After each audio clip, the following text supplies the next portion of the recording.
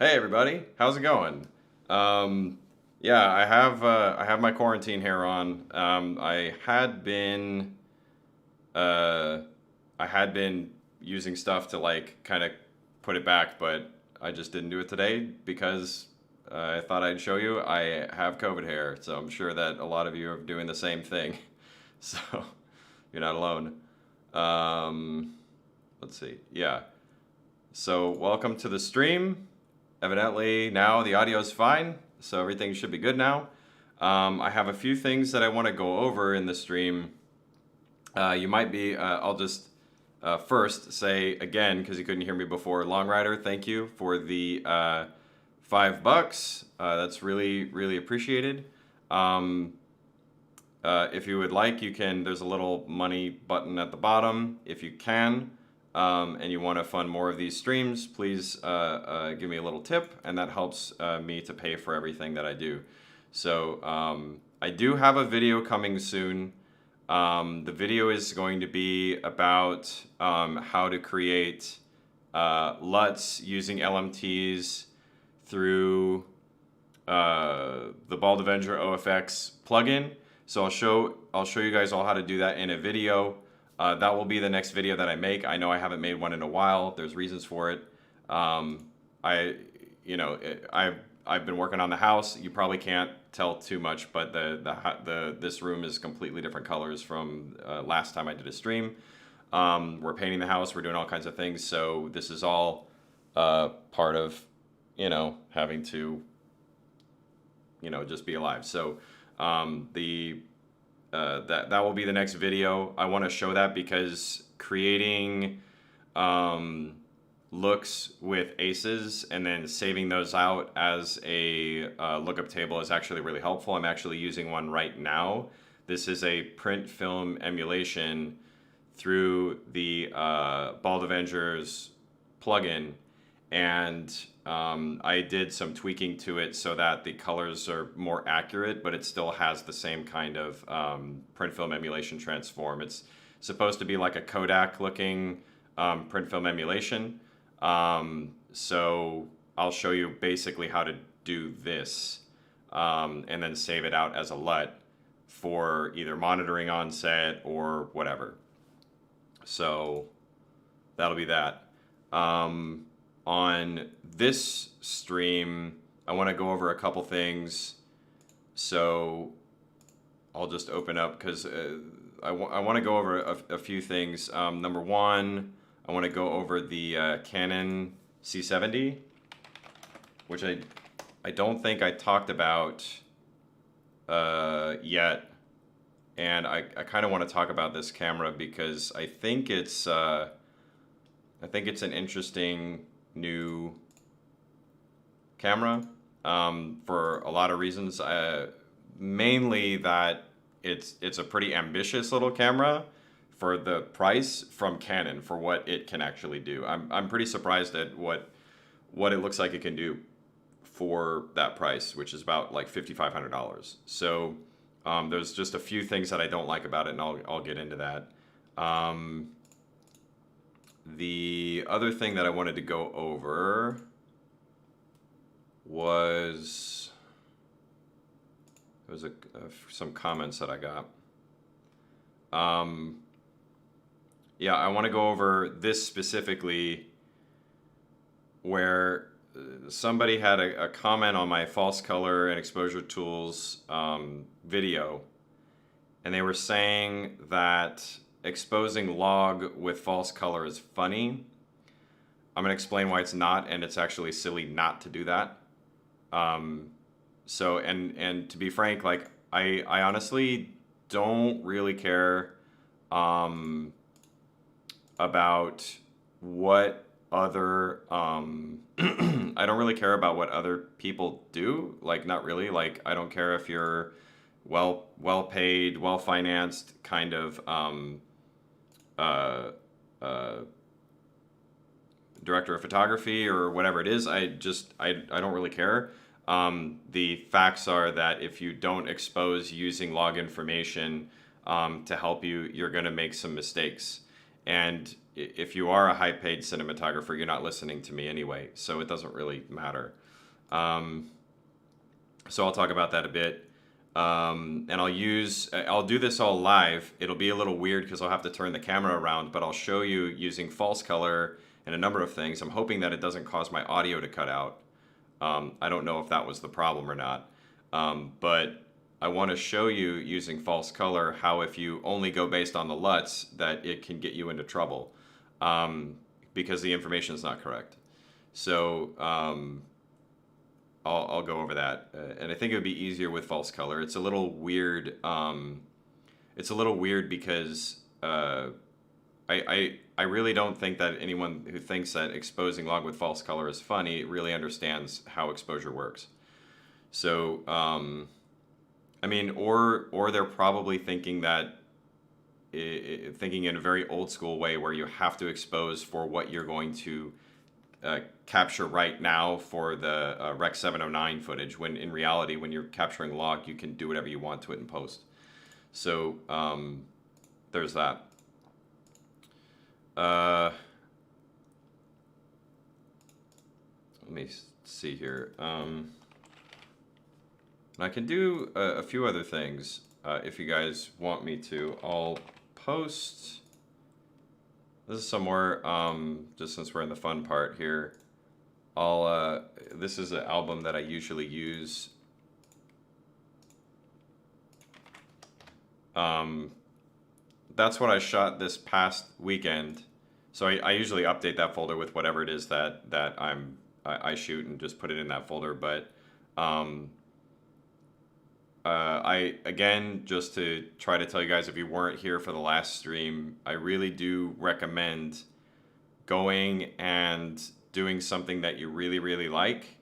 Doesn't matter if other people like it or not. It shouldn't, it may matter to you, but to me, it doesn't matter if people like my photography or not. I do it for me, and like my wife likes it, and we're gonna actually take some prints of some of those shots and put them on the walls in different parts of the house.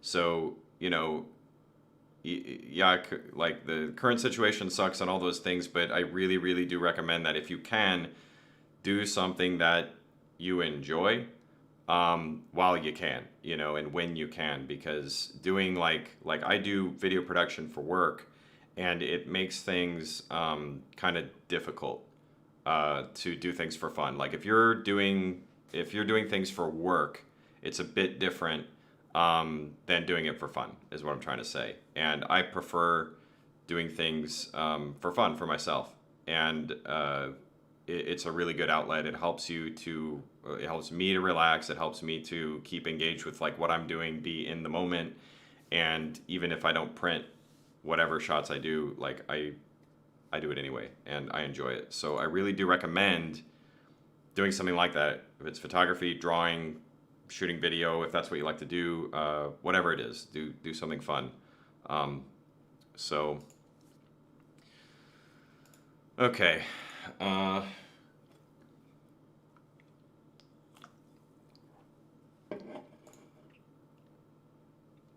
Let's see.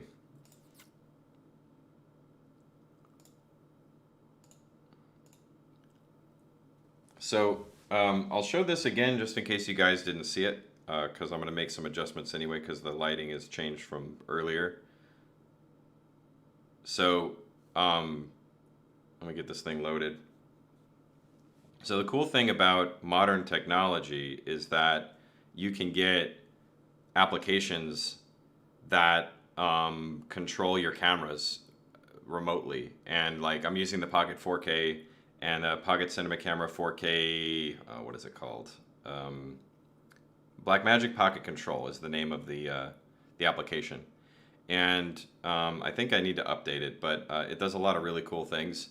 And for example, if I want to adjust the white balance, look at that.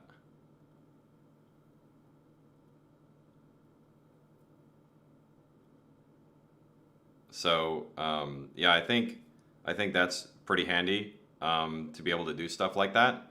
You can change the tint. so I think I think this is actually really cool stuff. Like I'm used to using cameras that are pretty old school, and you'd have to do everything manually, um, change the iris. So I will be using this during today's stream to show you a few things. But if you want to follow along when we get to that, if you already have like your camera and you have this controller, we can kind of go through some things, like changing the ISO and stuff like that. So yeah, and I'll show you. I'll explain why I'm going to use this a little bit later with false color, but this is what I'm using to control it just when we get there. So if you want to follow along and do these experiments or whatever with you by yourself, along with me, then that's what I'm using. Okay.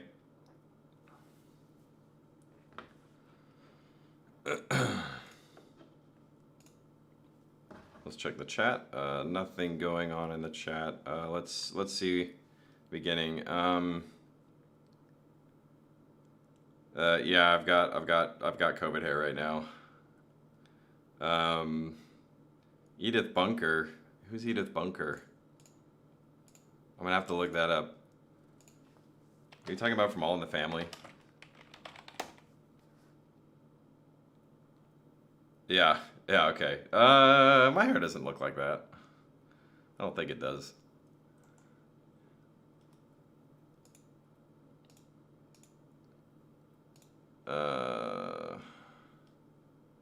Okay. Everything's working fine. Okay. So let's just go into this USC 70. Oh, what did I watch this week? Well, it's getting close to Halloween, so there's a few staples every year for what I watch on Halloween. One of them is Beetlejuice, Halloween, obviously, Nightmare on Elm Street, like a lot of the originals, but big one, Hocus Pocus. I've watched that like ever since I was a kid, every single year for Halloween.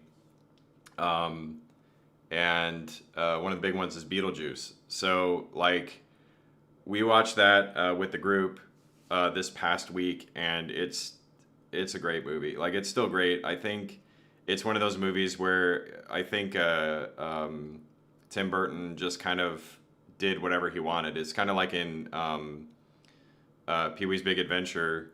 He's just able to, especially early in his career, for whatever reason, he was allowed to do whatever the hell he wanted, and it seemed like people were willing to let him do that, which is pretty cool.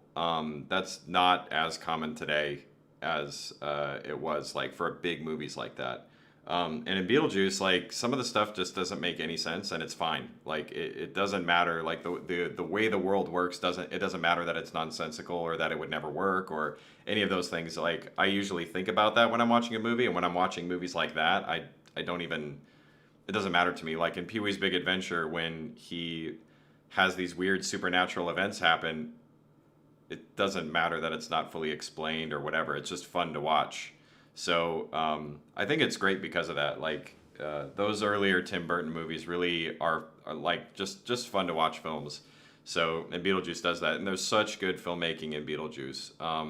The designs are awesome, and what I think is really interesting about it is how he's able to make things that are supposed to be scary not scary a lot of times. Like if you think about it, in the beginning of the film, he kills the main characters. Like that's not even where the if you follow the hero's journey kind of pathway, that's not even the first act really. Like the end of the first act is more when they go into the they learn that they're dead and they go into the world of the dead, which is weird because you'd think that being dead would trigger the second world or that second part of the story, but it's not.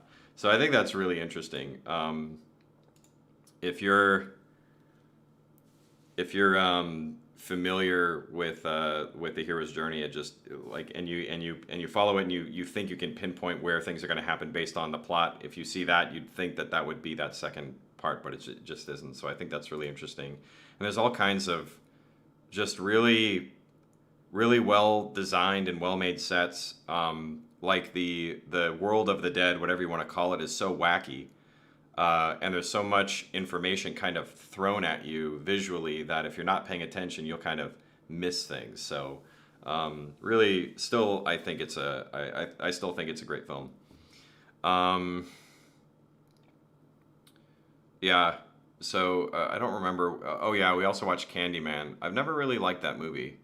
So and I kind of went it halfway through. It was fine, but I'm just not. I'm not a huge fan of the movie anyway. So, um, but yeah, it's Halloween, so there's going to be a lot of horror that I'll be watching. So I'll talk about that at some point. I have to figure out what the stream schedule is going to be because my mom's going to be in town. So I think the next stream will probably have to be on the 28th, and then I can talk to you about those. But I think it might be 2 weeks off. But just keep an eye out on the channel for that. Raised by Wolves. Let me look at what that is. Raised by Wolves. Raised by Wolves.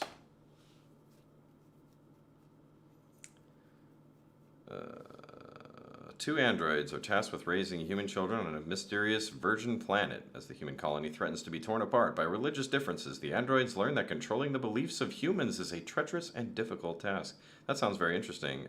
Is this a show? Yeah. Sci-fi. That's interesting. Never heard of it. Yeah, I'll have to check it out. I'm going to shut my door real quick.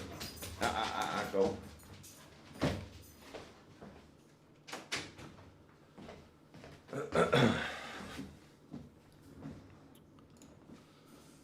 Okay.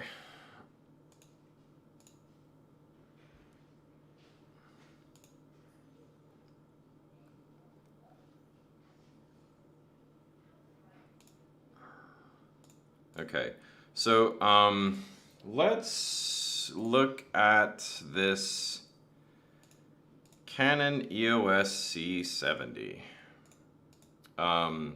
Yeah, I forgot to mention. After we talk about the C70, I want to talk about the Ursa 12K and some of the footage I've seen from it, and give you my thoughts so far on what it looks like. Because I'm a little disappointed in what I saw. So it could be the people who shot it. I don't know, but I'll talk about it anyway. So EOS C70 is going to be interesting. Let me see here. Maybe I can share my screen so you guys can see what I'm looking at.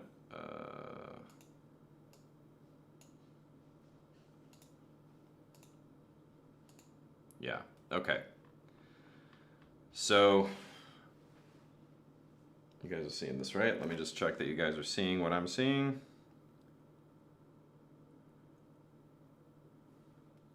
Just real quick.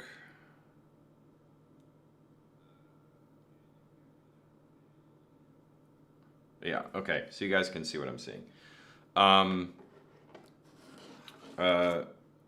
Yeah, so this is the EOS C70, and I'm actually really interested in this camera because we're looking at getting a new camera. We have C100s right now. We have the old C100s, and they work for what we're doing right now, but I'm a little unhappy with the quality of it for doing things like background removal, doing anything with green screen, obviously, and the quality. We have to punch in order to kind of edit some stuff while people are on camera. So I'm looking at either a 4K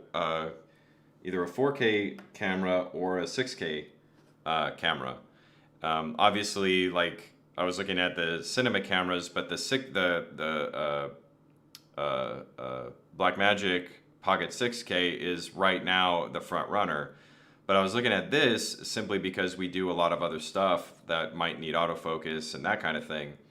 And this is really interesting because it's, the price is pretty good.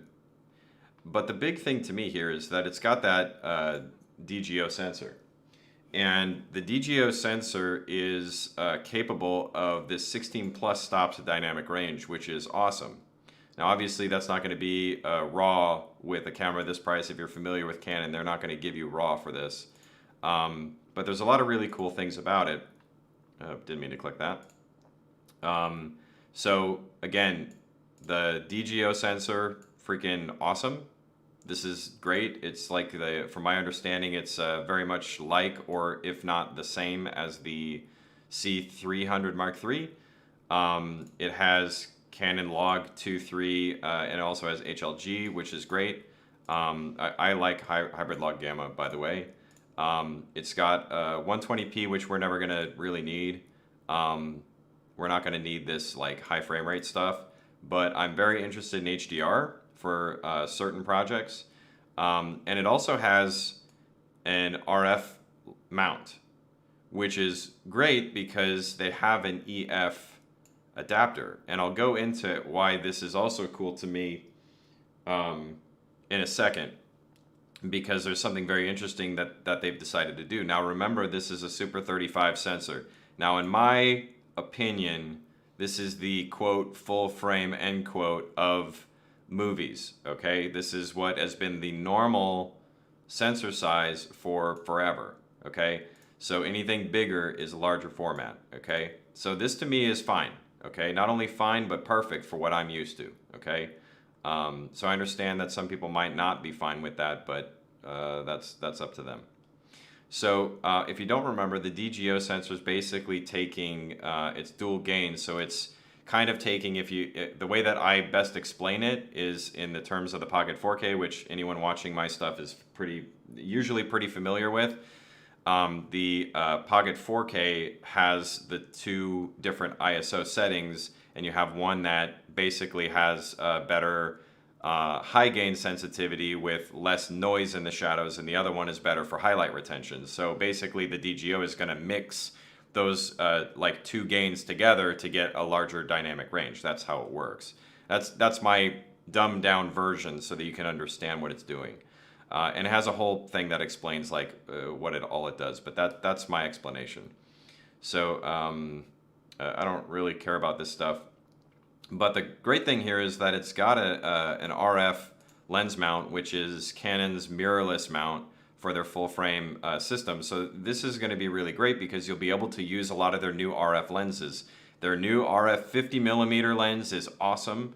And they also are made more with like, it should work better with the autofocus capability of this. Like their newer RF lenses are really great with autofocus and with their sharpness and everything. So it's a really great idea that they decided RF instead of EF for this.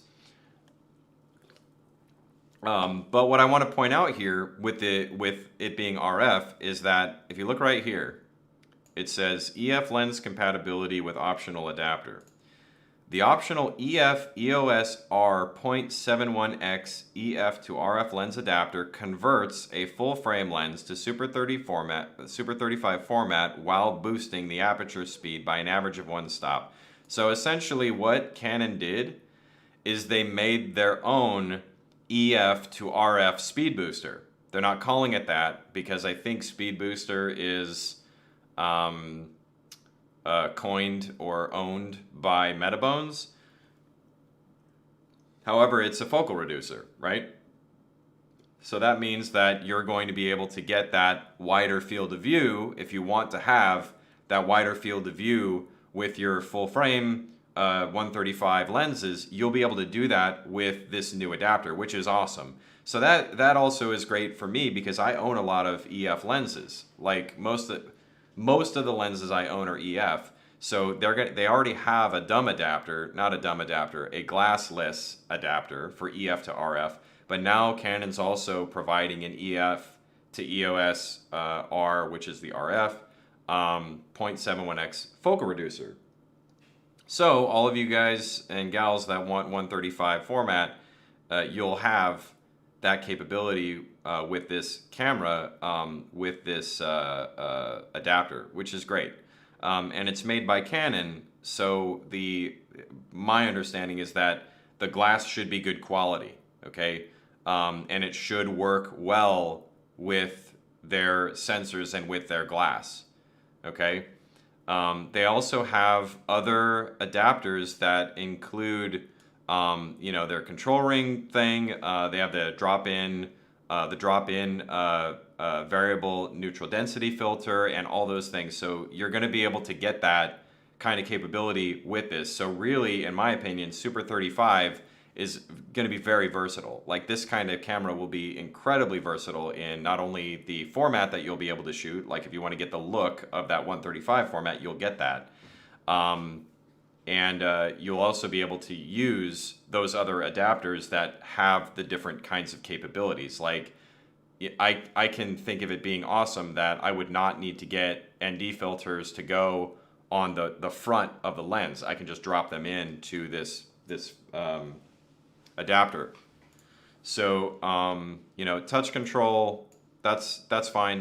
One of the things I don't like about Canon cinema bodies is that they feel a bit old school because of the menus, and that's only because the Pocket cameras and the Blackmagic design cameras have such good menus that are easy to control with touchscreen. So if I remember correctly, the menus are still going to look like pretty much the same, but it will be you will be able to have that from my understanding. You'll be able to do that. I don't know. I have no problem so much with the, let me see if they have the buttons here. Like these buttons, oh, it won't let me go in. These buttons and everything over here, I've never had a problem with those. But it's just that their menus are a bit cumbersome, especially if you're like me where I have to train people on how to use this equipment. Touchscreen should make it a lot easier.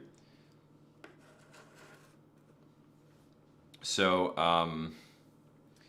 yeah, thanks, Photographic Elements. Yeah, I was kind of talking about like in general with the RF mount, with either this camera or other Super 35 cameras that, or even APS-C cameras that Canon produces with the RF, you'll be able to do all those different things. So I'll get into that. So cool. Cool.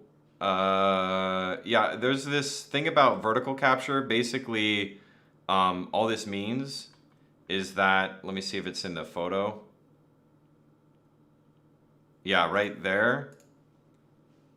This right here is so that you can mount the camera vertical so that you can shoot vertical video.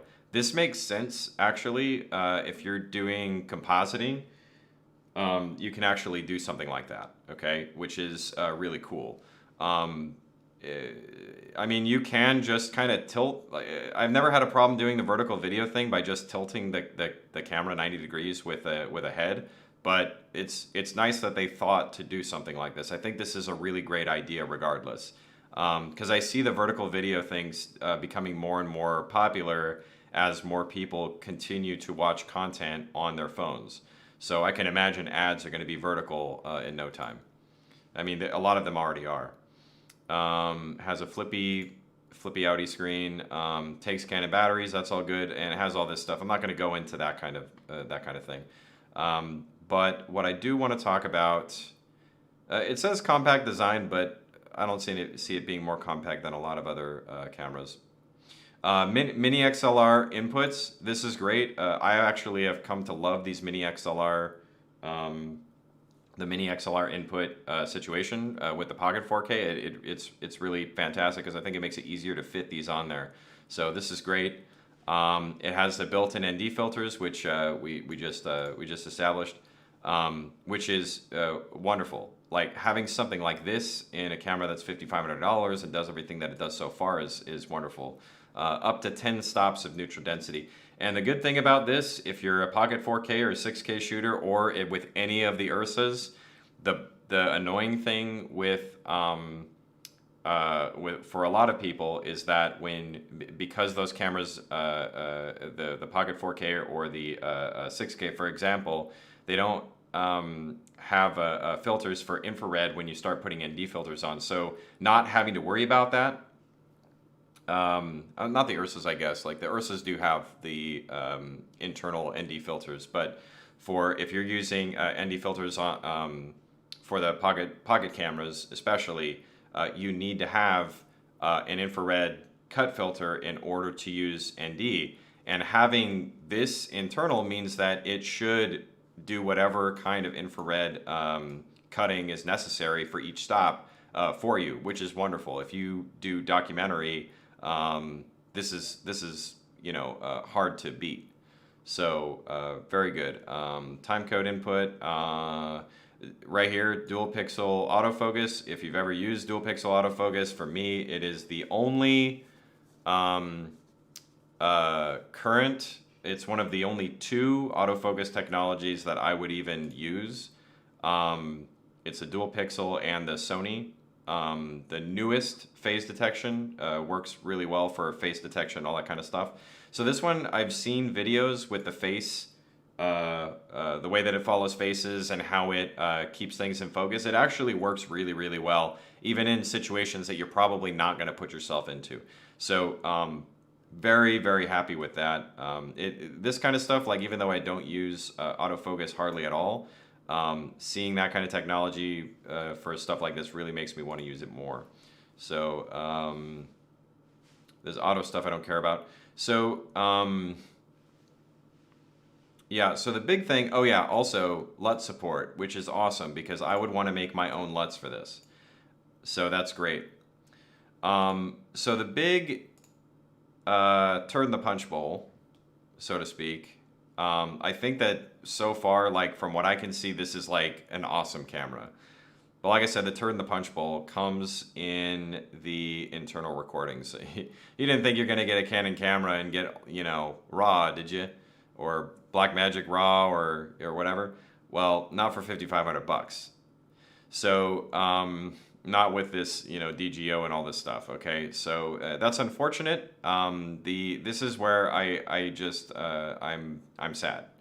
And what makes me kind of really think about how far we've come in this, because I would have thought a while ago that this was wonderful for the price. You've got H.264, H.265, 10-bit 422. This is the proxy modes, but it does provide, it does provide 10-bit 422 recordings internally, which is awesome. And it also has 8-bit 420, it has 8-bit 422, it has all these different modes, and it goes up to 60 FPS with this 10-bit modes.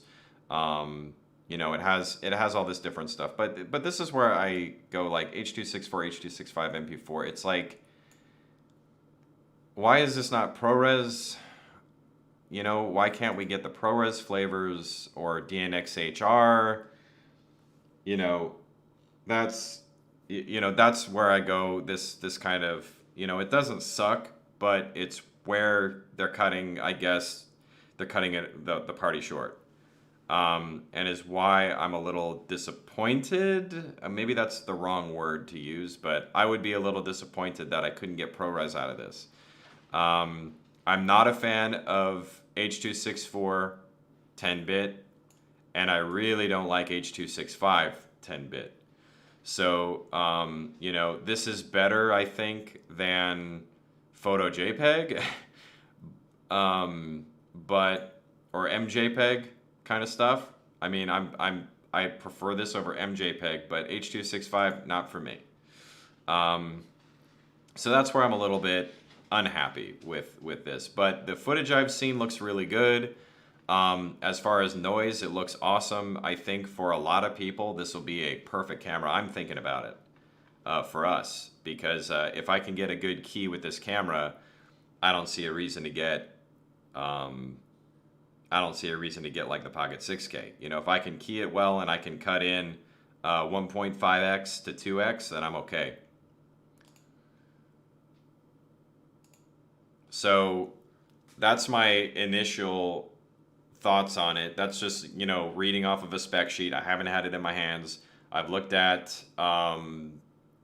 several videos by, I think CVP has one, and there's like several other YouTube groups that have made some material on it. And I do think that it's a really, really good camera. I think that for a lot of people, this is all you're going to really need. And I thought it was really interesting because The bar, like the way that the bar moves, I just thought was really interesting because it used to be Canon was that bar. Like Canon would say, okay, this is the new normal. You know, the new normal is full HD video recording, like back in the 5Ds, right? The 5D2, 5D3, you know, those were awesome. And then that really did set the bar for a long time. And other companies had to keep up. But interestingly, it's like, you know, when Panasonic made the GH5, and it was giving you 10-bit internal 422, everyone was like, oh my gosh, every camera's got to have this now. And finally, Sony's got that with the new A7S III. Like, they finally got the picture that they need to provide 10-bit 422. Canon's done that. But in my opinion, Blackmagic Design is setting the bar on codecs because Blackmagic RAW is so good that I really don't want to get rid of it. And I want it internal. I don't want to send it to an SSD. You know, I want to get it on a card. So I really think that Canon and Sony and the rest of them, they gotta, even if they gotta come up with their own proprietary kind of compressed RAW of some kind, I think they gotta do it. Because I'm looking at that and I'm going, well, what if I screw something up? You know, what if I get the wrong white balance? What if I totally screw that up? As somebody who would be doing a lot of this stuff by myself, you know, I kind of want to have that freedom to know that I will not have those problems occur while I'm shooting. So let's see your guys' thoughts on this. Photographic Elements says, a Long Rider says, my girl binge watches the Halloween series all month long. Yeah, does she like Halloween 3 Season of the Witch? Tell me, you got to tell me what she thinks of that one. Photographic Elements says, I love my C100. I kept it until March this year. Did you have the C100 Mark 1 or Mark 2? Because we're using the Mark 1s and they still work great. They work fine for what we're doing right now, but we're looking like toward the future at increasing our production value. And in order to do that, we really do need to get some cameras that are capable of shooting better than that. It's good HD as long as you shoot it like, you know, as far as noise and everything, as long as you shoot it like within the parameters that you should be with the camera, it works great. The only problem I have is, you know, we're trying to raise the bar even farther for our production value, and we're going to need new cameras to do that. C70 has built-in NDs. Yes, yes, it does. Steve says it's hey, good to see you, Steve. It's an interesting camera. It is. I think that the C70 is a really great, camera for a lot of reasons. It's just the codec that makes me go like, what the heck? Photographic Elements, I see like polarizer. Yeah, Photographic Elements with the like. If you haven't seen what different adapters Canon has been providing for their RF, I think they're being really smart about it. I think that there's some price issues that I have, like the clear filters are really expensive for no real reason, in my opinion. It's just that, like for me, having like, I love it that like when I first started using mirrorless, I said, that's incredible that I can use the same lens on, let's say it's an APS-C lens. I can use a dumb adapter to get that 2x crop factor. So, you know, a 100 to 400 is similar on, let's use 135 terms. A 100 to 400 is similar to a 200 to 800. Dude, that's awesome. And then you can use a focal reducer to get a different field of view. And then also, there were some really good attempts by I forget who it was. I forget the company, but they made something called the ND throttle, which had an ND filter that was implemented inside the adapter, which was a great idea, but it was not well implemented at all. It did not provide a good enough image quality in that ND adapter to really use. So it just wasn't great. But with Canon, they are like serious about making these EF to RF adapters really work and have good quality optics and good quality materials. So that might be why they're a little bit more expensive. It's just a clear filter stuff I don't get. but there's some really good stuff. So Steve says, had to look at your Flickr images and really loved the animal shots. Thank you, Steve. I appreciate that. Thank you so much. I work hard on those, and it's what I do for fun. I just love it. Steve says, our National Film and Sound Archives in my town just announced recording archive material onto DNA strands. What? Revolutionary move in storage was at the launch and is... Dude, can you send me an email with that information? Because that sounds awesome. Last I heard on storage was that there was this like magnetic tape that was being used to try to figure out like how to get stuff put like onto this magnetic tape, and it was going to basically explode how much information you could put onto something. But if they're putting it onto DNA, that's crazy, dude. That's crazy. Photographic Element says, I own the Mark 1 but have used Mark 2 many times. Yeah, the Mark II definitely has a better image quality. It's just like when the Mark II came out, I was like, come on, 8-bit? Like, come on. DJ, good to see you. Photographic Element says, Mark 1 is 24 Mbps. I used it with a Tomos Ninja 2 ProRes HQ 422 10-bit. Well, we were going to do that, except that it only has an 8-bit out. So you can't really get that 10-bit quality. You can get, like, it'll be better quality 8-bit. You'll have more bits to work with. But for what we were doing, and really what I would have wanted is a 10-bit capability to adjust white balance, because sometimes, like, it's not a knock against anybody. It's just sometimes people, when you have like a camera set up in studio, and then other people come in, they use the gear, and then they don't put it back to the studio settings. If you have someone who has to run in there, they forget to set the white balance, and then the white balance is wrong, and the subject looks like an Oompa Loompa because of how orange they are. You know, so that's why we would have wanted the 10-bit to try to pull those values back. With 8-bit, it just falls apart. Like, I couldn't really correct it very well. It would just be like the face would start to look sickly and other things. So the Ninja was not helping as far as that goes. But and for me also, like, I want internal recording. I don't want to rely on a monitor and have the cables going in there. I just don't like that. I was seeing some people having some serious trouble even with the Atomos, where the HDMI, because HDMI, sometimes it just does not work right, and they were having these weird patterns in noise because of their HDMI cables. So, you know, it's I like, the more I look into doing this external recording stuff, the more I don't like it. But it could be that I'm just so used to internal recording that I kind of shy away from it. I only use the SSD on the Pocket cameras when I have to, and since getting, where is it? The ProGrade 128 gigabyte V60s. I haven't really needed to use the SSDs. I shouldn't like the higher compression rates on BRA. So, I think Photographic Elements that it was not Viltrox. ND Throttle. Photodiox. Photodiox made them. This was I had seen these before Viltrox was even in the game. I wouldn't buy a Viltrox. I would not buy a Viltrox adapter.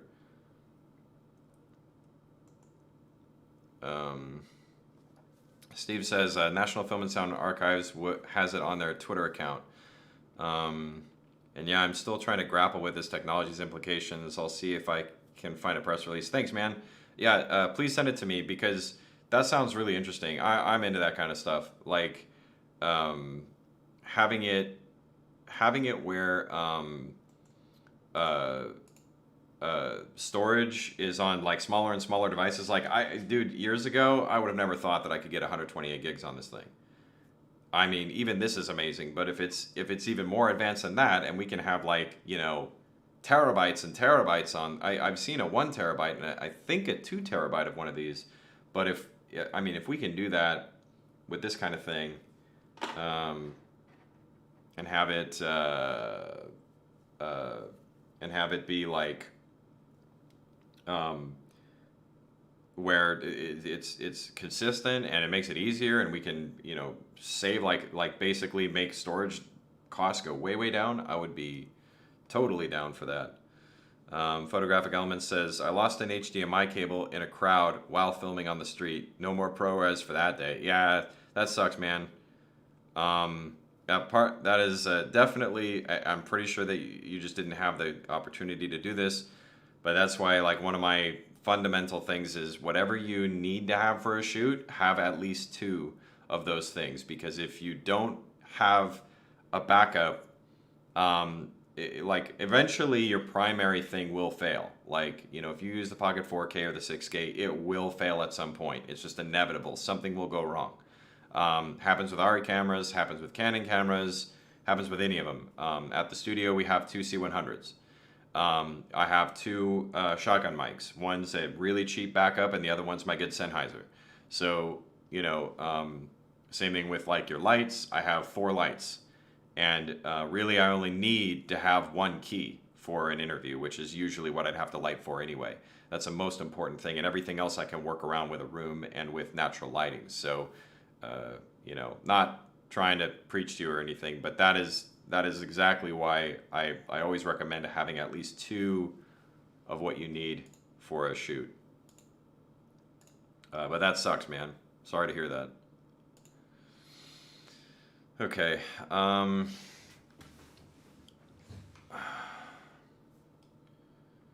Let's see.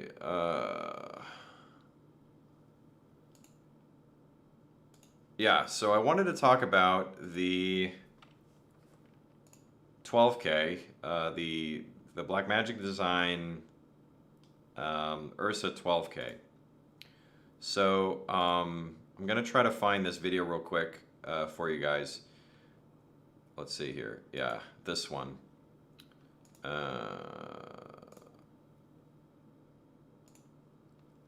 So this is the video that I'm going to talk. Wait, is this it?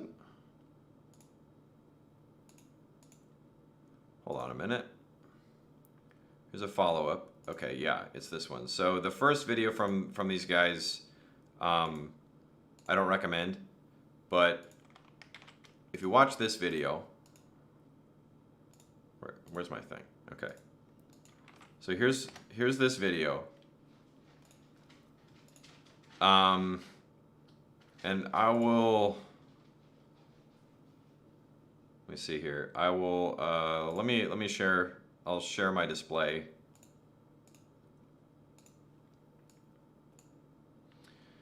So this video has a few things that's very concerning to me. So I'll try to stop it right here. So when you watch this video and you're watching this stuff, keep an eye on stuff like this, okay?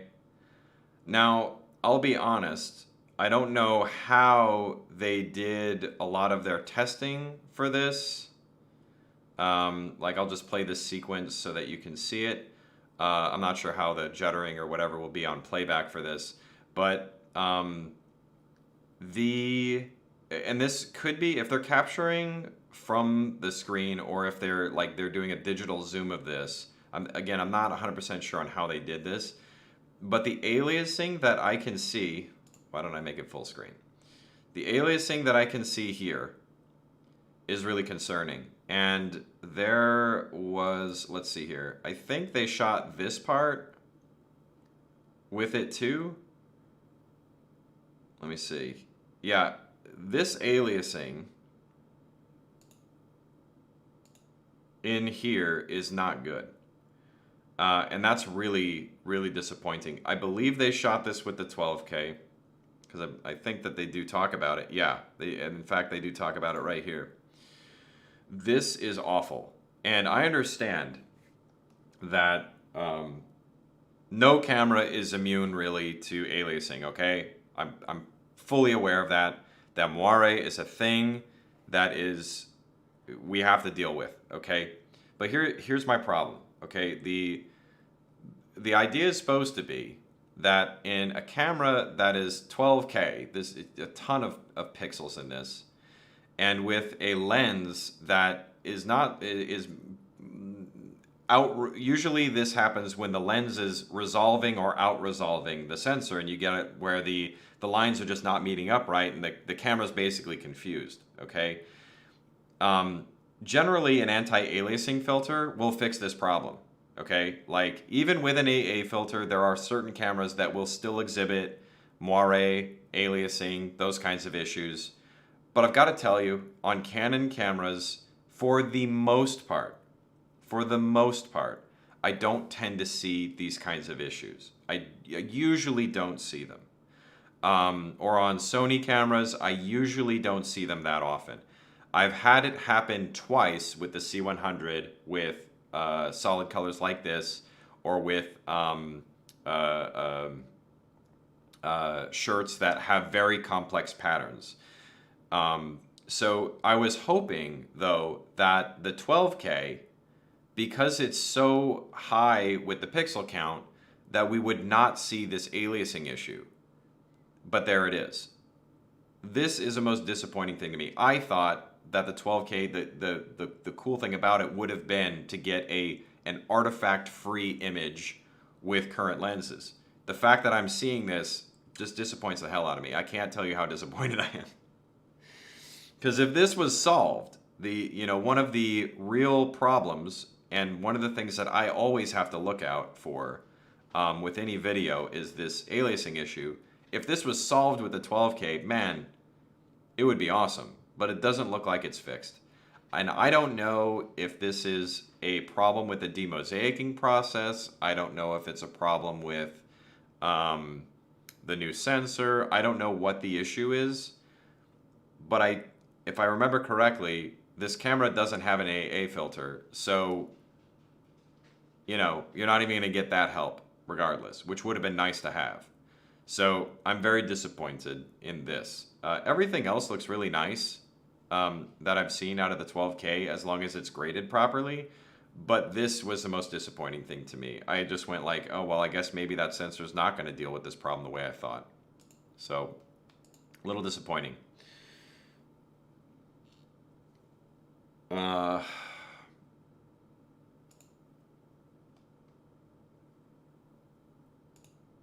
Yeah. So yeah, I thought that was very disappointing. It's the most disappointing footage I've seen from the camera.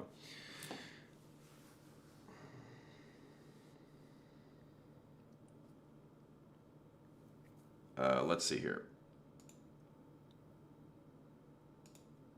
Let's check the chat.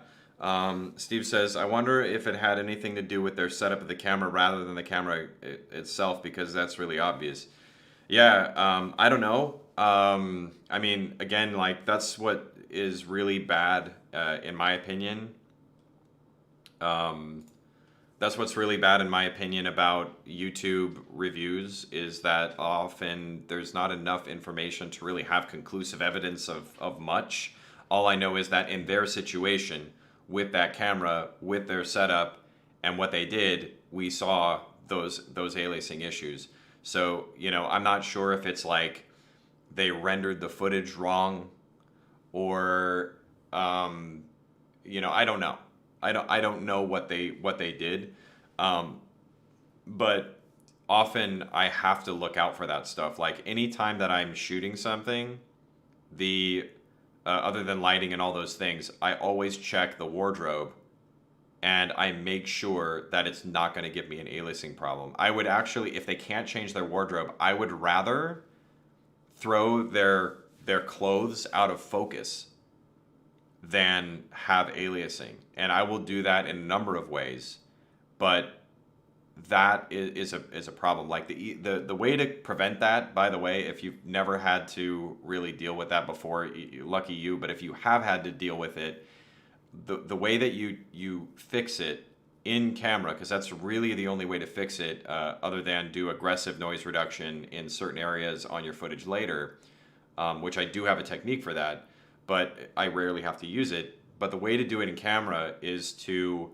when you see that aliasing pop up, I mean, you want to have them, talk like normal, zoom in as far as you can digitally, okay, on the image, and just, isolate an area of fabric that's the most in focus, and watch as they talk and as they move, look to find that moire. When you see it, what you have to do is change the frequency of the details, because those details are what's confusing the sensor or the camera. So you need to either make them bigger or make them where they're so small that that the camera can't see them, okay? Or you throw it out of focus, okay? Either of those things. So if you're using a zoom lens, this is why zooms are great. You can just reframe the shot, okay? You zoom out, check focus, and do the same thing. You isolate that area of the fabric using your zoom, look at it, and see if that pattern shows up. Because if that rainbow pattern's there, man, it's going to be visible, okay? It's hard to get rid of it in post. But, and if that doesn't work, zoom in, okay? Zoom in, try to get a different shot, and just that should help to try to throw that area out of focus, or zoom in to where whatever the detail is large enough. Almost knocked over my LaCroix. That detail will be large enough where the frequency of those details will not confuse the sensor anymore.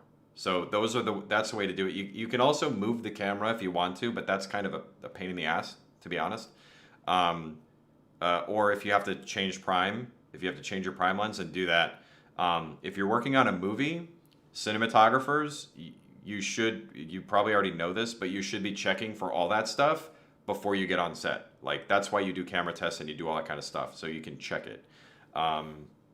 You can also try to use softening filters on the front of the lens to prevent that, because basically, when it's really only when it's sharp enough, the image is sharp enough to really show those details, that you'll get that you'll get those issues.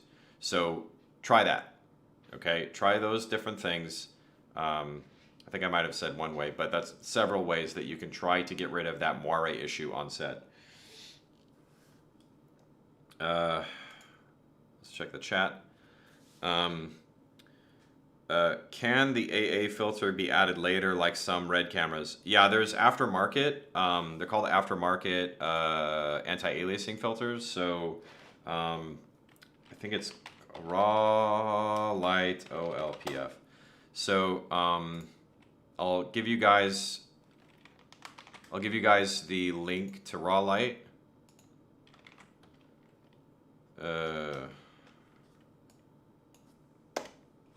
One second. So there's a link to Rawlite. So this company produces optical low pass filters for a bunch of the different Blackmagic design cameras. So I'll show you. So yeah, if you look here, they have, here's for the 6K. I don't think that the 6K needs it, honestly. I do not think that. I have not seen any images from the Pocket 6K that have that kind of aliasing problem. Honestly, I haven't seen it. I've seen completely artifact-free images from that 6K, even with really, really sharp glass. So if anyone's seen it, let me know. But the good thing is that this has an IR cut filter. So that's really, really nice. I think the 6K already is pretty good on the IR cut for the most part, but it will provide you with that IR cut. There's one for the Pocket 4K. I've never gotten it. I haven't necessarily needed it, so I can't tell you if it's good or bad or whatever, but I know a lot of people have bought the Ursa Mini Pro 4.6K OLPF, and it does work really, really well. In fact, I would argue that if you're going to get this camera, you should get this OLPF or buy a used one that already has one installed, because I have seen a marked difference between using it and not using it. I remember reading a thread from a guy, really unfortunate for him. He was shooting video that was for, I don't remember if it was for a home shopping network kind of thing, but it was basically furniture, and the the lack of an OLPF on this camera made it where there was such bad aliasing that they could not use the footage really in post. It was a huge nightmare for them. So having something like this would have been really, really helpful. The reason why a lot of you might not see stuff like, moire and aliasing is, and feel like you might not need something like this is probably because you're shooting a lot of shallow depth of field stuff. If that's the case, and you're never going to find yourself like shooting any kind of highly detailed stuff or like fabrics or high, different kinds of patterns, that kind of thing, you might not need it. But my opinion is, at least for this one, definitely useful, if not almost mandatory for that camera, at least from what I've seen. For the Pocket 4K, I'm not sure. I haven't really needed it. There is some aliasing, but not that I couldn't deal with. And again, with the 6K, I just haven't seen any issues with aliasing with this camera. But having that IR cut's probably really nice. Probably a better way to go back and forth. I'll do a test later to try to get it where I'm not doing the mirror thing to you guys. Check the comments. Steve says that's a great tip. I'm not sure which one, but it might be with the moire and aliasing. But yeah, man, I've had to deal with all kinds of issues with footage, and the best way to deal with issues in footage is to not have those issues when you shoot. So, okay. Have some of this.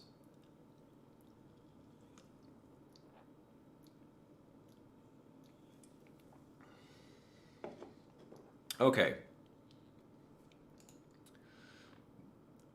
So now what I'm going to do is I'm going to answer some questions from the channel from this past week. There wasn't that many because I haven't made a video in a while, but I'll just answer some of these. So this person says, hi, when using ACES, do you play with the color wheels or just color correct and not grade? That's a weird question. So I don't know what they mean by just use the color wheels and not grade. I don't understand. So there is a difference between color correction and color grading.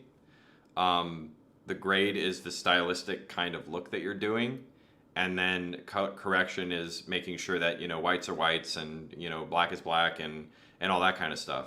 So for the most part, a colorist, you can have your grades or have your styles and whatever, that's all good. But the majority of what a lot of people end up doing in work is going to be correction. It's not necessarily going to be doing like a stylistic thing to it. And if you're going to do that, it's probably going to be throwing a LUT that you've created down, or it's going to be having a process that's already made, like power grades, I think, are the new thing. I do grading when the project necessitates that. If it needs it, if I'm working on something that's going to need a style to it, I'll do that. In the case of most of the work that I do, probably not. Most of the time, I just need to get it corrected in order to get the piece done. And if there's going to be a style put to it, there could be like a print film emulation or something like that, but that's usually going to be something canned that I have already. I'm not going to manually go through each and every product that I have to ship out and do a bunch of additional stylistic grading to it when I don't really have to. Okay, so the reason why I might not show a lot of things when it comes to making things a style is because there is this is, I guess, just an answer for this. If you're curious as to why I don't produce a lot of content that's specifically how to achieve a specific style or how to grade a certain way or anything like that, and a lot of things I do is transforms, or a lot of things I do is just getting something into Rec 709, that's because that's what a majority of people who need to do grading, what they're really doing is just transforming into Rec 709. That's most of what I see people do, either in YouTube or in their videos. And a lot of times what I see is people doing that incorrectly because it doesn't look right. Like I look at it and I go like, that doesn't look right. So again, it's usually just because they're just transforming it in like a weird way. So and anyway, when you add grading on top of that, that all that is a style, and in my opinion, most of that style should be done when it's shot anyway. There's once something's already shot, this is my opinion. Once something's already shot, there's not a whole lot of things that you can do to adjust that to a style to make it look correct and not screw it up. If you're trying to make something look like teal and orange and it's not shot for that, it won't look that way. If you're trying to make something that looks like, I don't know, Game of Thrones, or look like Saving Private Ryan or something like that, and it's not shot in a way to achieve that look, it's not going to work right. I'm not a big fan of going in and having to key out a bunch of colors and like manually pull them all around the place to get my, well, I don't like how that blue looked when it was shot, I'm going to pull it teal. I'm not really going to do that. So that's why I don't do that kind of thing most of the time. If I'm going to do something like a print film emulation, basically like for Kodak, like this, a lot of times it's just taking a few of the colors, bending them a different way, and changing the way that the white point is represented. That's how a lot of those work. And like getting your curve responses to look more like film or whatever, a lot of that stuff has already been figured out by people. And a lot of that I can do with an LMT, or I can do that using log wheels, or I can do that using a number of different ways. But for me, the easier way I can do it, the better. Okay, so that might be why you don't see me doing a lot of like tutorials on how to do specific looks. First of all, it's because I don't even think that a lot of people need to know that, to be honest. And the other thing is that, secondly, there is already a ton of content on YouTube on how you can achieve a lot of these other looks that people might want. If you want to achieve, a look that looks like a movie, I'm pretty sure if you just type that in, look of the Joker, you will find like 10 videos about it. Pick one and do that, because the content's already there, is what I'm trying to say. Like that kind of content's already there, and it's not really the kind of stuff I do. The vast majority of what you're going to probably do with your work probably is not going to require making it look like the Joker, or making it look like what do you call it? I forget the movie. Like a horror movie or whatever. It's probably going to be to make it look like a normal thing. A lot of commercials, you look at commercials, they don't really look like the Joker. They don't look like Game of Thrones. They don't look like Halloween. They look like a commercial. They look clean and all that. For a lot of commercial products, a lot of times what they want is their colors to look accurate. Okay, if the Camlink 4K box, if the blues don't look blue, doesn't matter what print film emulation you put to it, if it doesn't look right, it doesn't look right. So, it's not as important to me. I think that's the main thing. It's not important to me to make content like that.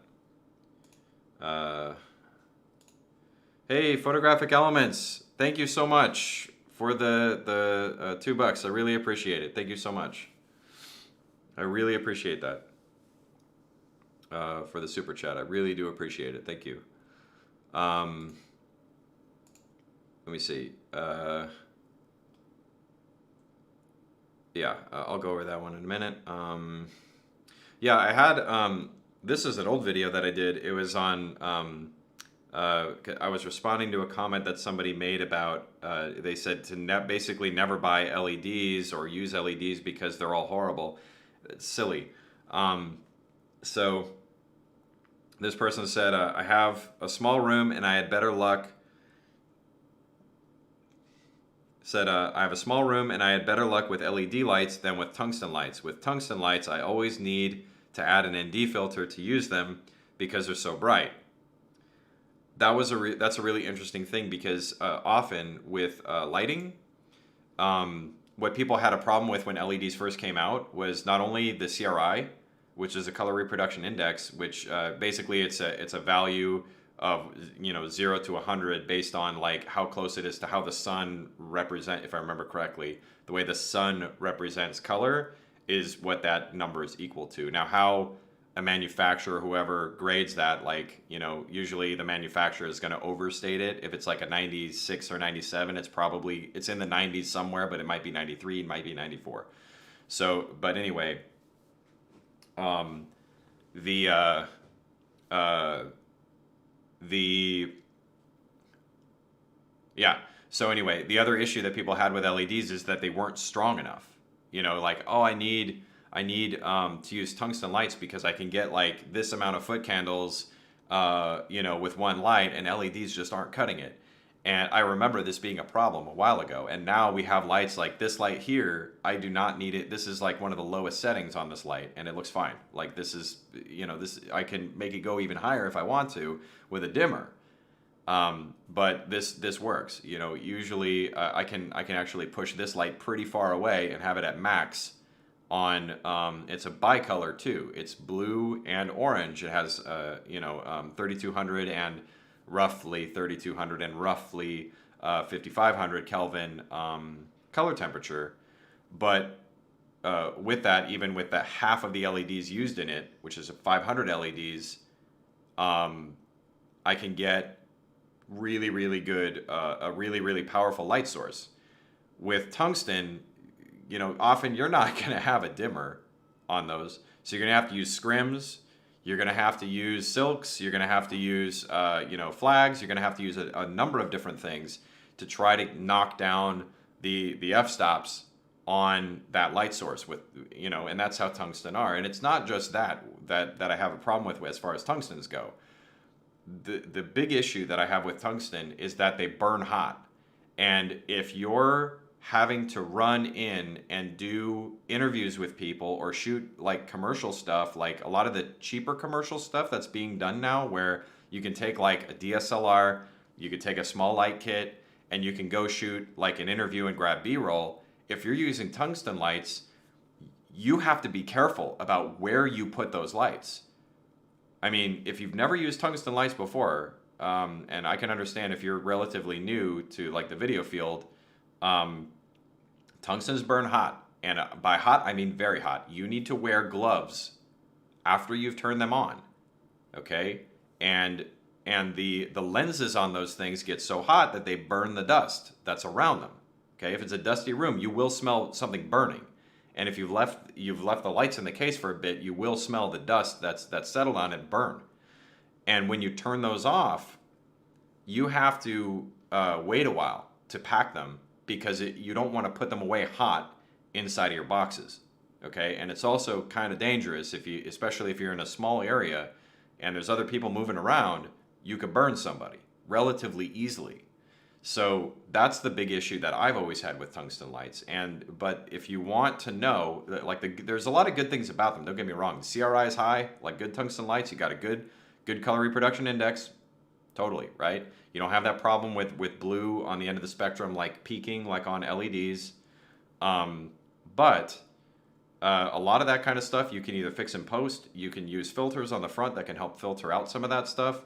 And then the other thing with tungstens, though, as far as it being a good thing, is that you can get some really good looking ambient light with just a few lights. You can use like two, and you can bounce them depending on the energy, like how good they are, 1Ks, 2Ks, whatever, 500s, 350s, whatever you get.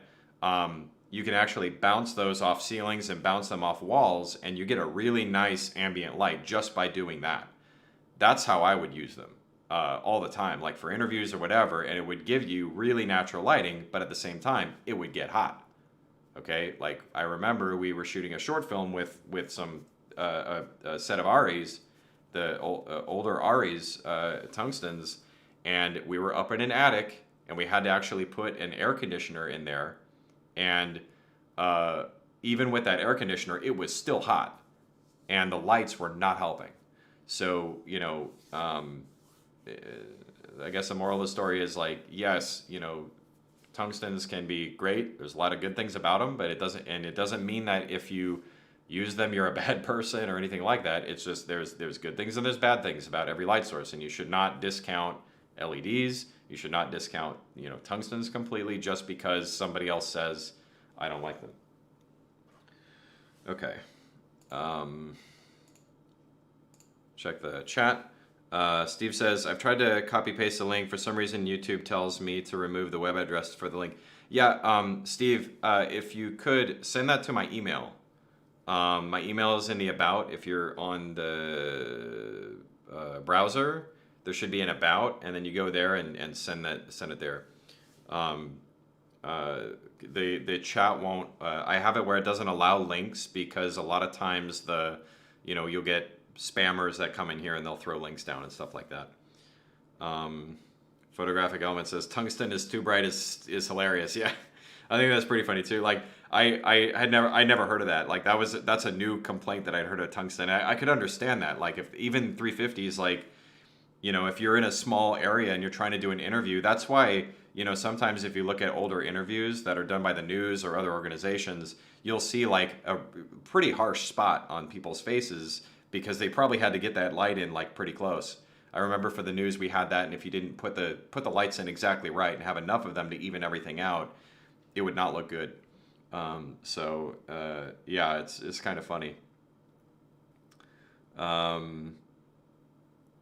Photographic Element says, yes, burn and safety, talent and makeup, sweat in small spaces, but the skin tones though. Yeah, that's the thing. Like with tungsten lights, you do have the better, color reproduction. That's totally true. It's just a matter of practicality. It's like, do I use this lens over this lens? If you're shooting a documentary and someone keeps telling you, let's say, just for instance, right? You're shooting a documentary and someone keeps telling you zoom lenses are all terrible. Like they mess up the shot because they give you a flat look. Like things don't have depth. Primes are better. Always use primes.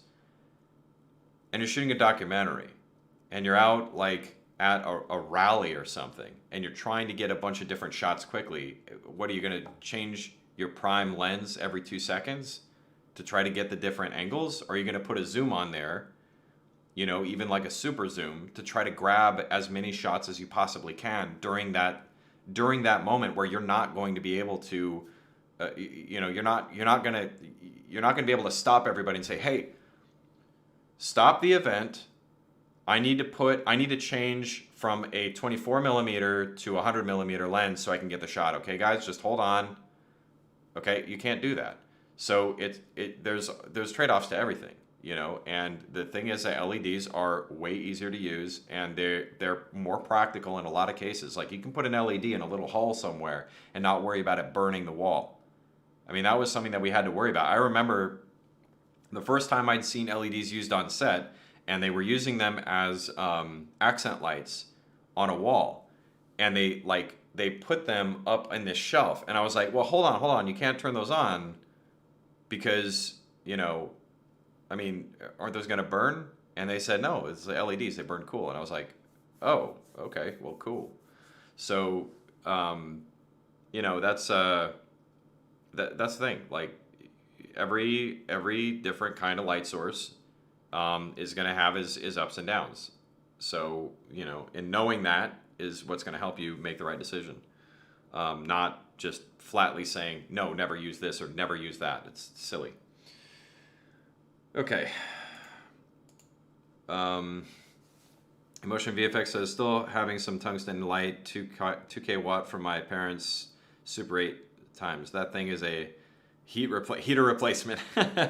And it smells instantly insane like burnt dust. Yep. That's what'll happen. The way that they burn is they burn hot, and anything that's on them will burn. Like if you put gels, you want to put it away from the lens because if you get bad quality gels, they can melt onto there. I've seen it. So you want to get good brand, good manufactured gels, and you want to put it farther away from the lens. That's the other thing is like you have to use stuff like black wrap and all that. Like with an LED, you can actually like tape gels to the front of the LEDs and not worry about it burning, but on a tungsten, like you don't want to do that. So Um, all right, so I'm going to show you guys something. Now, hopefully this is going to work. If I lose audio, I'll try to check if I lose audio. I'm going to probably do a test to see if it loses audio because I wonder if that was a problem. But I'm going to change some settings on the camera so I can show what I'm talking about with this next segment, okay? So,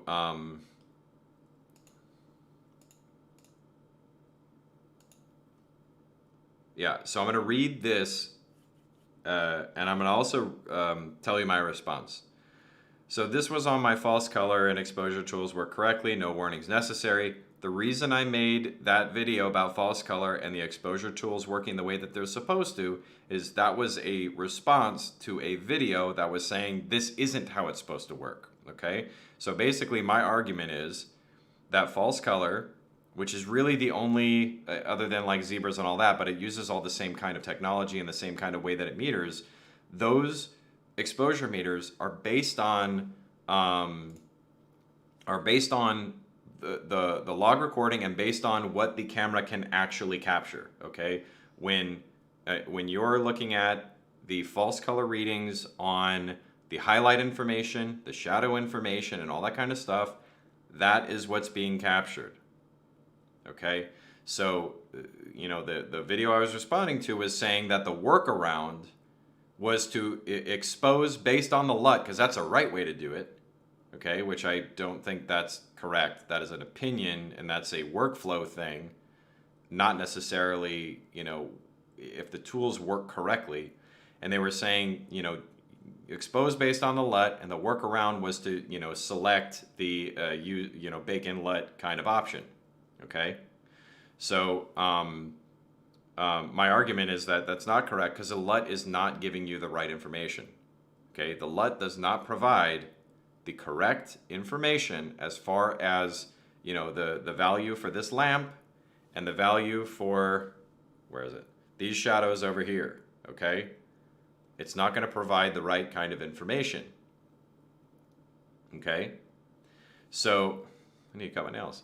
So let me just, I'm gonna get this article, but let me just pull up this real quick.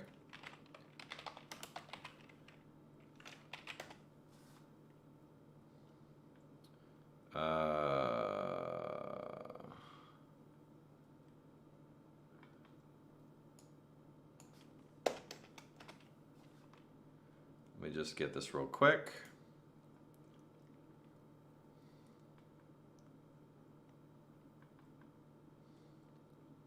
Just give me a moment. I gotta get this small HD exposure assist false color. Okay.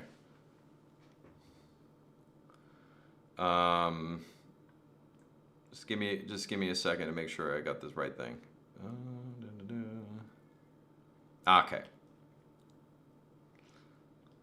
So let's display capture. Okay. Okay, so this is from Small HD. Okay, if you know what Small HD is, they create monitors that are used for metering and for all kinds of things. Okay, mainly for meters and that kind of stuff. Okay, very well-known company. A lot of people use their products. Okay, so here is their false color section. Okay, they have a whole overview and all this kind of stuff. That's not that important. Okay, well it is if you want to use it and everything and all that, but that's not what we're going to talk about here. So what we're going to look at is here. Okay, so in their monitor you can put a LUT in, and for false color there's something called ignore look.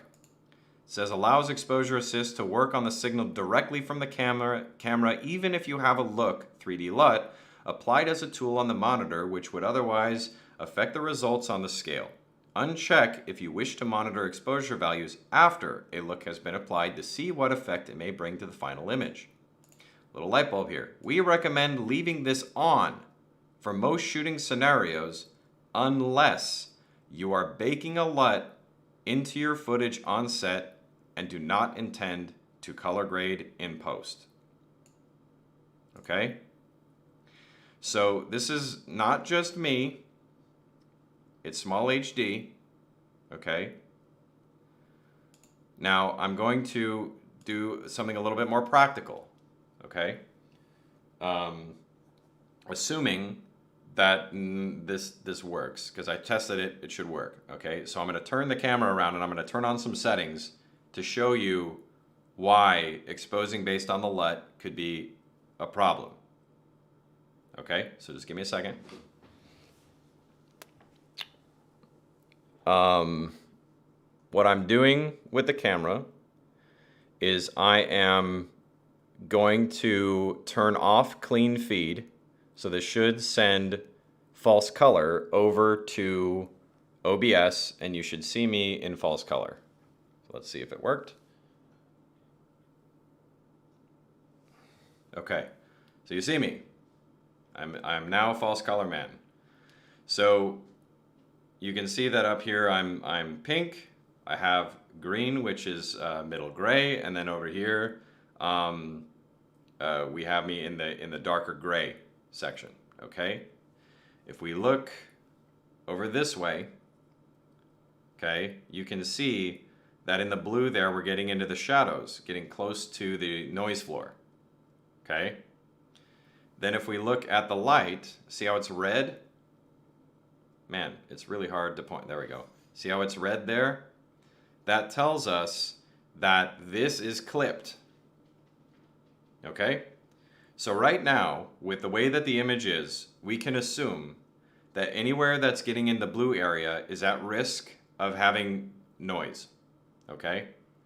We know that in the green and the pink areas for the sensor, the skin tones are in their normal exposure area for skin. It's basically between 50 and 70 IRE. For false color on the Pocket 4K or 6K, I'm assuming it's the exact same way of doing the colors. Pink to green is fine. Okay, that's where you kind of want it to live. And we have over here, this is getting clipped. Okay, this is the tools without the look applied, if I remember correctly. Let me just double check. Now that I've already done that. Okay, so that was with without the LUT applied to false color. Now we're going to turn on the LUT. Okay.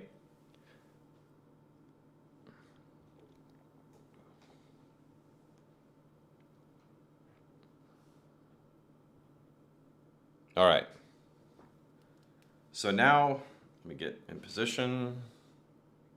Okay. So now, when we look at this, it will appear that on the highlights, maybe we've gone too far, but we didn't, right? We'll also see that there's, according to the LUT, that we're clipping stuff up here, but we're not. We're not clipping this area at the top, okay? And then in the pink areas, it's saying basically that that's going to be crushed. Those areas are going to be crushed, and they will be noisy if we try to recover them. So this is going to, if this is how you want to do it, this is how you want to expose your footage, I'm not going to say that you're wrong, okay? I'm not going to say that you're wrong to do this, to try to match stuff. But to use this false color to try to determine what's clipped and what's hitting the noise floor is completely wrong.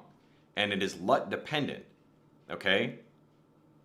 And in reality, when you create your LUTs and all that kind of stuff, you should know, in accordance to the false color or the exposure tools through the camera, what f-stop you want your skin tones to be and all that kind of stuff. Your lighting ratios, regardless of applying the LUT or not applying the LUT, your lighting ratios aren't going to be different. If this was 1.3 and over here is f2, well, it's going to be that regardless of what LUT you use as far as what's captured, okay? And your LUTs should apply that kind of stuff correctly. So what can happen, and I've seen this happen, where people expose based on the LUT and they say, look, my highlights up here are getting clipped and my skin tones are, are too high. where I might be at risk at losing information, I've got to then change the exposure. So I'll just real quick use the application to change the exposure. So, and I have to change the real exposure, not ISO. So I'm changing the iris. Okay. So maybe I want to do something like that, or maybe I go like, oh man, you know, I'm cutting off too many highlights. I gotta really expose. Now look, I've gotta put more exposure on the face. Okay. Or you're like, I'm at risk of something else, and you keep changing things to try to account for that. Well, you could do that if you want to. I'm not going to say you're wrong to do that. Okay. But like I said before, it's going to be dependent on the LUT you use, whether or not you can really believe anything that this is telling you as far as your highlights and your noise floor or anything else. Okay, so now what I'm going to do is use a different LUT. Okay, and I'm going to show you why it can be risky depending on the LUT you use, and using that for stuff like highlights. So we're going to switch over. I'm going to change the LUT. We're going to use a red IPP2 LUT.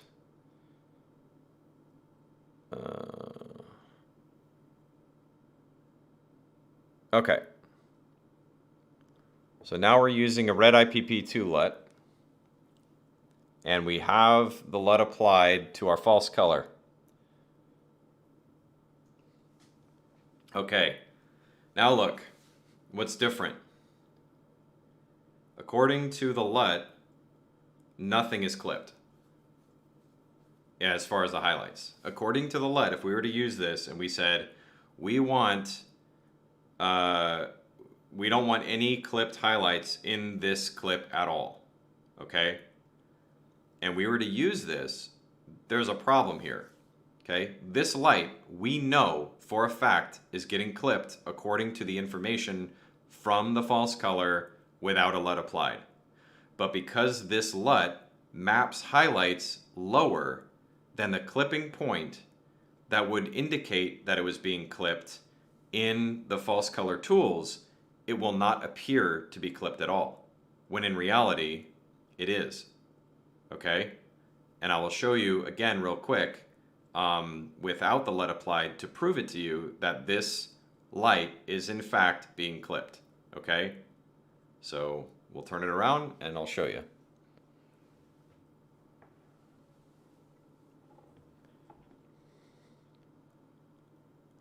So go to record LUT to clip off.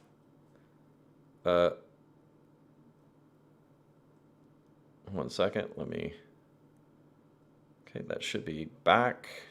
Yeah, there we go. Okay.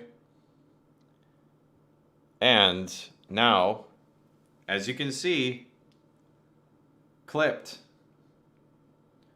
Okay, this is clipped. So I'm pretty sure that somebody would be pretty pissed off if they were exposing based on the LUT and they found out later that their highlights actually were clipped and they should have changed their exposure. Okay? So I hope that this is proof enough to you that it's a little bit silly to assume that exposing only based on the LUT is a bad idea. Because you're not actually going to know, depending on the LUT you use, obviously, you may not actually know what's clipped and what isn't, what's hitting the noise floor and what isn't, depending on how those values are mapped in the first place. Okay, so the real information that you're getting from the camera, as far as the exposure tools, are not going to be from the LUT being applied to those exposure tools. Okay, that's what I'm trying to tell you. I'm going to flip it back around and conclude this. And I will turn off false color so I don't look like predator vision. Okay, bring this back around. Too far. Okay. Okay. So, oh, this is with the other LUT. This is with the red IPP2 LUT now. So, basically, I'm hoping that makes sense to all of you. Why it's kind of a bad idea to just make the assumption that, you know, exposing based on a LUT is a good idea and that's all you need. I don't care. Let me actually adjust this. Okay. I honestly don't care which cinematographer, which high-paid cinematographer, which, you know, well-known cinematographer. I don't care who tells you that you shouldn't expose based on what you're seeing in camera as far as like the log recording or what actually is getting clipped and what actually is getting toward the noise floor. I don't care who tells you that because they're factually wrong in their assumptions. Okay, they're factually wrong in that assumption. You should be, in my opinion, if you want to match looks based on the LUT, you need to use both the information from your camera as far as showing you what you're clipping, okay, shadow, noise floor, your highlight clipping points, okay, you need to at least know those things and what's actually going to be in near the middle or around middle gray for the sensor, which probably will be giving you the better quality out of these two zones. Man, I'm having a hard time pointing. Your highlights, wait, there. Out of your highlights and your shadows, in the middle areas is probably where you're going to get the best information. Better to know where that is falling and to you know make sure you design your LUTs based on that. Okay, but also if you want to use so you expose based on that, know what those values actually are in real life, and then with your LUT, if you want to use the LUT to, you know, adjust your exposure to match other shots in a set or in a you know, either a set of shots or in a scene or whatever it is, then you use that in addition to what you see from the camera in its normal settings. Because ignoring that can lead to problems, okay? Just like I was explaining. You know, if you don't know that this is being clipped because the LUT you generated keeps luminance values out of that range where the camera doesn't know that it's going to even be up in those higher clipped highlights, that's a problem. You know, you're going to get a very rude surprise. And if you have it where your shadows are milky, like I've seen people do where you've got it mapped out where nothing really goes into the noise floor, you're not going to be looking at the information correctly because your shadows are going to be noisy. And you'll complain, like I've seen. You'll complain, or you'll think that, you know, if you've got your highlights pushed up too far in your LUT, because it's a Rec 709 transform and you don't really know how that LUT was made, and it's kind of bringing highlights way too high for you, and you expose based on that, and you're having to underexpose everything and then push the shadows up in post, it's because you're not looking at what you actually have in front of you. You're not actually looking at what you're capturing. You're looking at an interpretation of what you're capturing. Okay?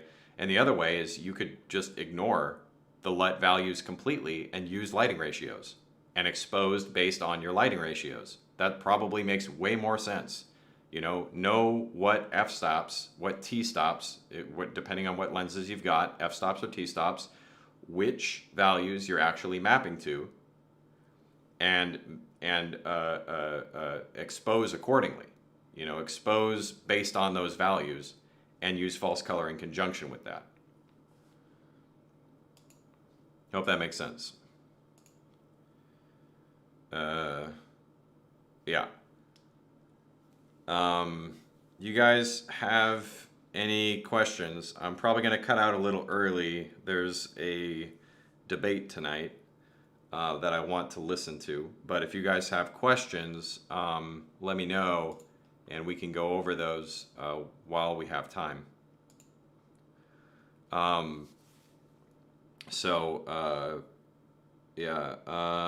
Federico Alessandro Gali. Let me know if I say your name right. Federico Alessandro Gali. At the end, the best thing is to know your camera. If you shoot RAW or slog, it can give you helps to understand the final look, but I would trust my knowledge of my camera for exposing. Yeah, that's all good. If I mean I think that's really it. Is that I'm not going to argue with anybody about how they want to do for their particular workflow. I mean, as long as it works for you and you get exactly what you want, I don't mind that. But if that's the case, you're probably not listening to me anyway. So what purpose would that serve for me to even say anything about it? But the thing is that there's a difference between a workflow and your personal opinion or your personal way of using things and what you want to achieve with the camera, which is all fine, and then reality and technicals. Like, you know, if you're gonna say this tool doesn't work right, but it does, that's a completely different argument, you know. And my thing is that it's better to know, you know, be knowledgeable about your camera, like you're saying. You be knowledgeable about the camera, know what it is that it's doing, know that it's, if there is an error, obviously say something. But you know, something like the false color in this camera, it works exactly like it's supposed to.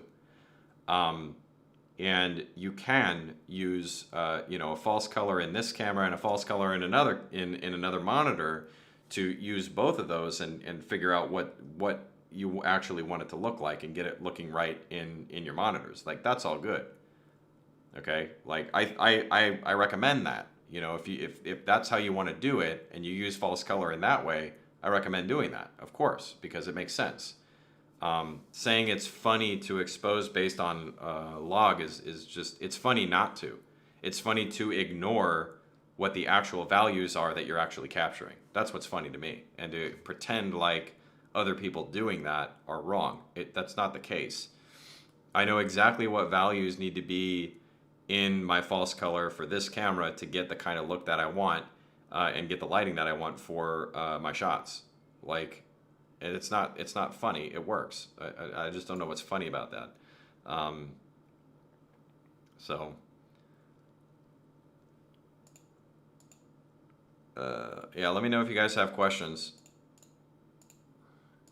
because I'm probably gonna head out a little earlier than usual.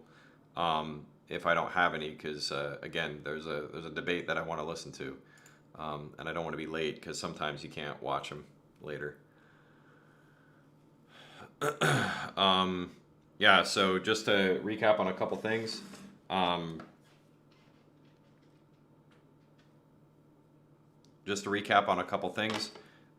Next video will be about how to create a LUT with like the Bald Avenger OFX tools, which I think are really, really great if you work in ACES.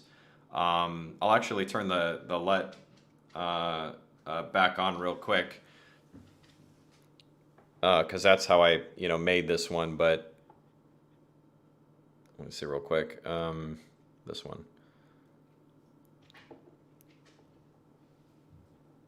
So this yeah, so this, there we go. This LUT is generated using the Bald Avenger's OFX. It's basically the print film emulation that he has, and then I made tweaks to it. So, this way anybody can really do what I did using their tools, because I think they're really, really great and make it easy to do things in ACES. There's a bunch of other ways to do it, but I think his tools make it very simple. And the only thing I did with his is I adjusted the colors to be a bit more accurate. They're very stylized in his print film emulation, so I just kind of brought like greens back to where they usually should be. Like, it's more like as far as like the accuracy, but the skin tones look different, the white point's different, and all those kinds of things. Where is it? Just so you can see with the color checker, this is what it looks like with this. So, like, for example, this green in the original print film emulation that Bald Avenger has, this green will be like pushed way toward yellow, and the yellows are pushed like toward orange, and I don't really like that as much. And then the yellows are very saturated, so this is more of like a PFE print film emulation light based on his stuff, but you can make whatever you want with it. And essentially with what I will show you, you can create a lookup table with Aces with his print film emulation.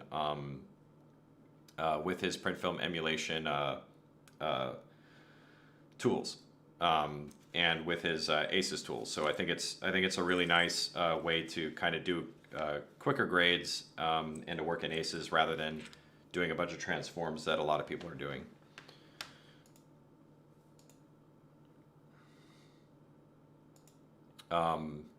Just so you know, like if you've ever worked in Aces, the big complaint that I've seen from a lot of people who are used to working Rec 709 Gamma 2.4, like working in that kind of color space, they really don't like using the log wheels. If you use like ARRI C, it's like working in Aces CC or CCT is different than working in ARRI C or Red Log 3G10.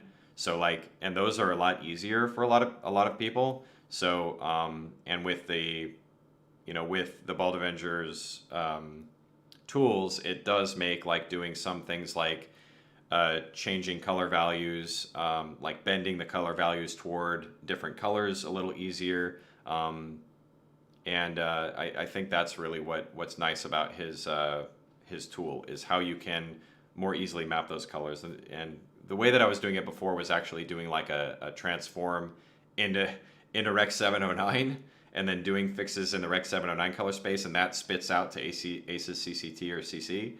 And then I started using his tools. So, there's a bunch of different ways to do things in Aces, but this will just be like my way of showing you how to make something pretty quick and easy with a really cool tool that a guy developed.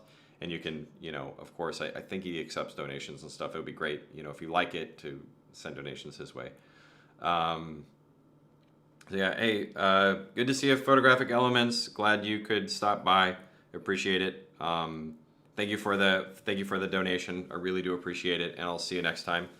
I will update you guys at some point this week or next week about when my next stream will be, because I have a family member coming to visit, and they will be here during my normal time.